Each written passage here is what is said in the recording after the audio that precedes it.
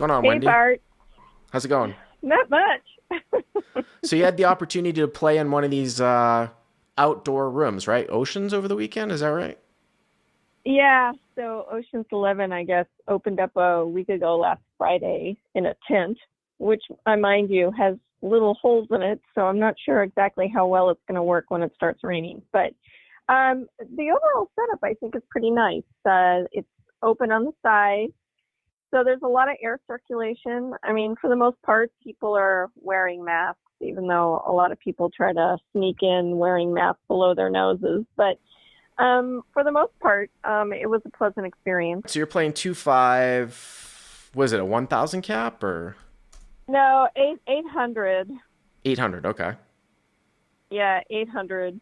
And, I mean, like the last time I played poker was in April, where I had one session that I played at Gardens. So I'm pretty rusty. I would say I had a really shitty session on Friday. Saturday session, I lost a couple $100. So this is last night. And mind you, it's like, 85 degrees. And it was pretty uncomfortable playing.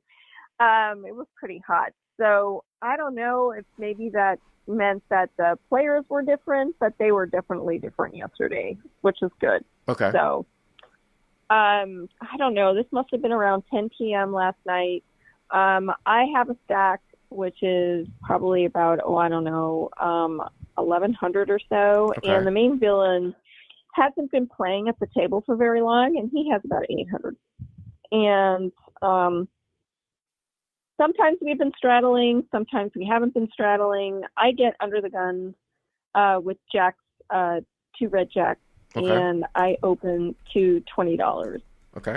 And I get three callers. So under the gun one, the button, and then the small blind. Okay.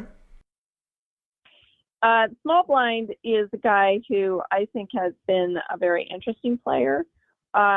He has me covered. He has about 2,000. The other two I have covered, and the villain is the guy on the button. Okay.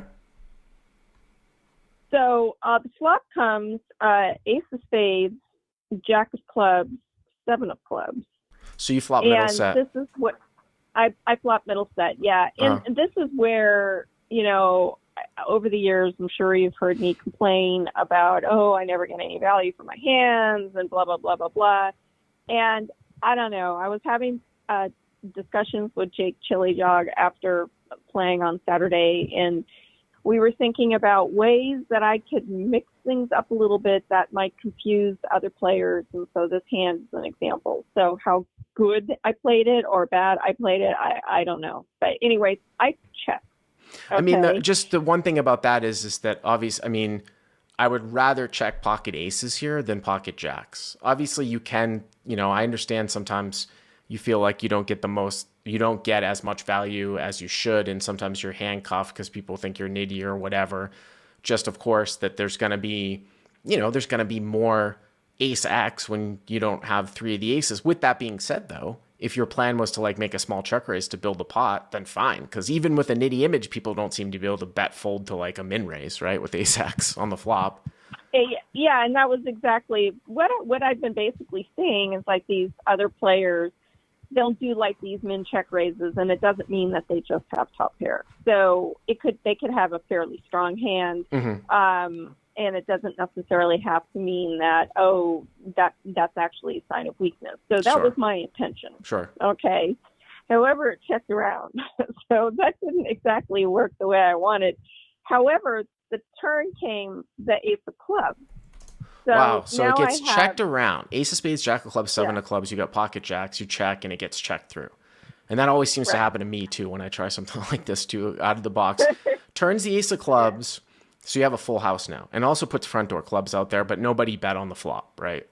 No one bet on the flop, but I wouldn't necessarily say that doesn't mean a ton. Sure. I mean, I've been seeing a lot of people check. So, since it didn't work the first time, let's try it again. And so this time I check a second time. Okay? And actually, when you told me this hand, the more that I think about this on the turn, I think it makes a lot of sense to check the turn, more sense than on the flop. And the reason why I think that that is the case is because if you do have somebody that has an ace that didn't bet on the flop, right? Like they have weak ace, well, they're certainly going to bet the turn now, especially the third club. Same thing too, if somebody has a flush that didn't bet a flush draw off on the flop, they're certainly going to bet the turn. The interesting thing about the composition of your hand, though, is that if no one has, so let's say that if someone has an ace, they'll bet, right? But if someone doesn't have an ace, like there's no betting going through, well, you have three of the jacks now too. So someone's not going to really have one of those either. Do you see what I'm saying? I mean, it's possible, but I like the check on the turn because no one's going to be able to bet fold a flush. No one's going to be bet folding an ace X, and they're always going to be betting those hands, right? They're going to be betting those hands. So I actually do like the check on the turn. Exactly my thought.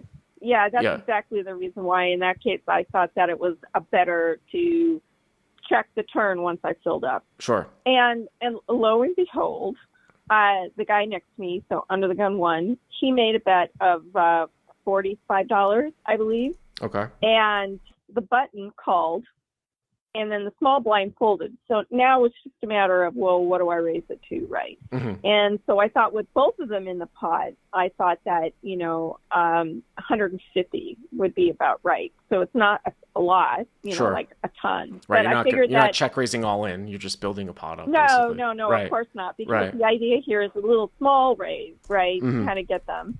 I figured there's a good chance that one of them has a flush or one of them has an ace, right? And so the undergun one, he actually folded pretty quickly. Okay.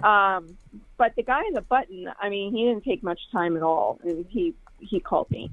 So he calls. The guy in the button calls, and the guy in the button also too is one of these things where.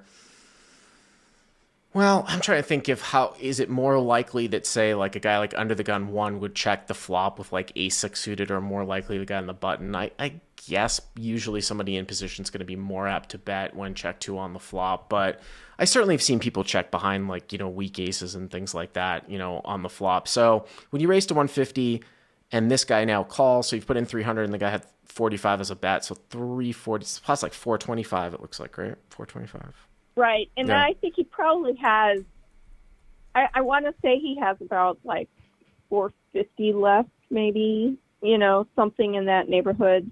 I'm pretty sure he had about 800 to start the hand, or at least somewhere close to that.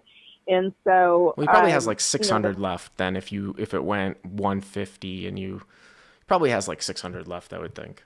Just over 600 left. The action happens so fast on the river that... Honestly, and I'll tell you basically, he might not have had exactly 800 then. He might have had like maybe closer to 700. But basically, the whole kind of gist with this line is then you make a polarizing bet on the river regardless of what comes. And in this case, the river was King of Hearts. And so now I make what would be a fairly large bet in live poker, and I made a bet of 300. And this guy... So you bet 300. You bet 300 into 425 on the King of Hearts, and it's interesting because I'm just going to go with him having right around 600-ish left, let's just say. Because if he has a pot and a half size bet left, even if he has a flush, he should never be raising. But the other interesting thing is that, and I don't know especially based upon this action, I don't know what kind of player this guy is, but, if the king sort of looks scary to people and it's like, oh, Wendy's got ace king. Like if you were to jam, say, a pot and a half size bet at the end, like would somebody ever hero fold the flush? I don't know what the deal is with this guy. Usually people just at this level, they're not going to hero fold. You know what I mean? And then you look at it and you're like, well, what if he's got like ace six suited? Well, but is ace six going to call like 300?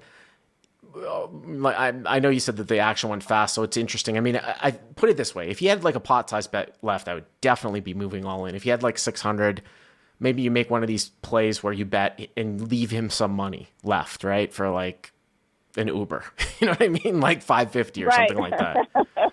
I mean, just a live intangible, Right. I don't know who this guy is. I've never played with him before. You know, most of the player pool down there I'm not familiar with, even though I did see 2 LA players that were playing down there. But yeah, so I bet like 300, and he looked at the stack and he's like, "Ah, fuck it," and he just went all in. He's just like, "Let's get it in." And of course, I snap called. Wait a minute. I mean, Hold on. Don't go to button moves all in. By the way, I have to give a shout out. We'll definitely put this one up for a video to Ryan DePaulo. Degenerate Gambler. I don't know, Wendy, if you know who Ryan DePaulo is, but I've never met the guy.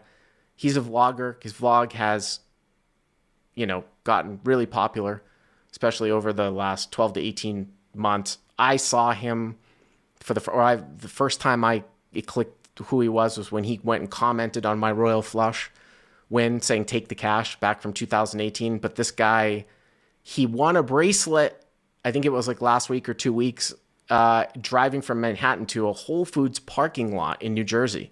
Because, of course, it's geolocated. He won it from his car, and he made a vlog about it. So shout out to him. I would definitely check it out. So button moves all in. So it's really not that much. So it's probably like a min raise type of thing, something like that, like 300. Yeah. Right. Yeah. And even a little less than that, yeah. Honestly, I got to be honest with you. Like, if it's more money here, and I'm not in the business of like making huge folds at this level. If the guy was somewhat competent, again, you raise with jacks, you get 3 callers from under the gun. It's ace of spades, jack of clubs, 7 of clubs. You decide to go for a check raise, it doesn't come. Gets checked through. Turns the ace of clubs. I love your check on the turn. You check again. UTG bet 1 bets 45. Button calls. You check raise to 150. UTG 1 folds, and now button calls. Pot's like 425. He's got like 625 left or 600 left or something like that. River's a king. You now bet 300, which is 75% of pot, and he moves in. If he had more money and he was a competent player, you shouldn't have the best hand here. Like, I would think that aces full is the best hand. And would I ever make an exploitative bet fold with like jacks full here? The issue, of course, is that he really shouldn't have ace king. That should be 3-bet off pre. Would he have you'd have to start to go down the list though, is like, is ace 7 checking the flop, right? Because he checked back on the button. Is ace jack checking the flop, right? You know what I mean? All these things, like, and then you've got 3 of the jacks. It's just kind of interesting. Obviously for this price, I'm not folding. Sometimes I'm going to expect to not have the best hand. I assume you called. What did he have? Queen 10 of clubs. So the button has queen of clubs, 10 of clubs for a turned second nut flush. That's a terrible all-in by him. What is he doing?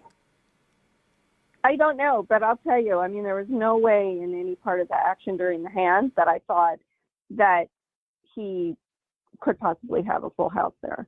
I thought that he also could have had an ace, but not a full house, just because of the way the action went. In the way that he said, like, he looked at a stack and he's just like, "Oh, fuck it, let's just get it in," or something. And I mean, no one said that in the way that he said that who actually had the nuts.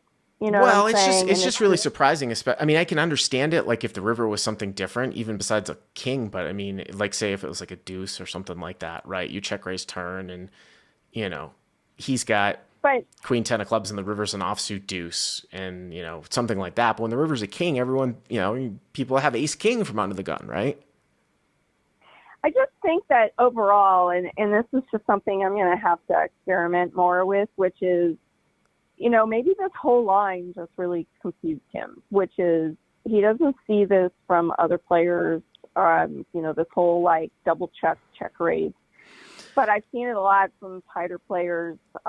It was rampant at Ocean's 11, and I'm like, monkey see, monkey do, Well, I mean, it's one of these things where people come to me when, looking for live exploits and maximizing EV that might be deviations. And one of the things that I've always said is that you can certainly take lines where you literally never have a bluff. Like, it's unbalanced. Like, I would say, Wendy, you probably are never bluffing on the turn here when you check raise to 150.